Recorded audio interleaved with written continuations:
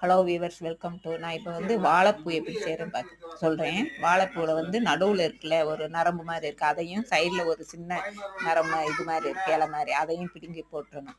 போட்டு நல்லா அலசிட்டு மோரை ஊற்றி கொஞ்சோண்டு உப்புக்கள் போட்டு நல்லா அலசி எடுத்து வச்சுட்டு, அதுக்கப்புறம் கட் பண்ணி கொஞ்சோண்டு பாசிப்பயிறு ஊற போட்டு கடுகு உளுந்த பருப்பு வெங்காயம் கருவேப்பிலை பச்சை மிளகா இல்லைன்னா வத்தல் போட்டு நல்லா வதக்கிட்டு இந்த இது வாழைப்பூவையும் போட்டு பாசிப்பருப்பையும் போட்டு நல்லா வதக்கணும். வதக்கி அப்படியே நல்லா வதங்கவுமேவும் தேங்காய் பூ துருவி போட்டு அப்படியே நம்மளுக்கு தேவையான அளவு உப்பும் போடணும். உப்பு போட்டு தேங்காய் பூ துருவி போட்டு வதக்கி எடுத்து வச்சுட்டோம்னா ரொம்ப ருசியாக இருக்குது. இது வந்து நம்ம அடிக்கடி சாப்பிட்டா நம்மளுக்கு வந்து நல்லது, சூட்டு தணிக்கும்.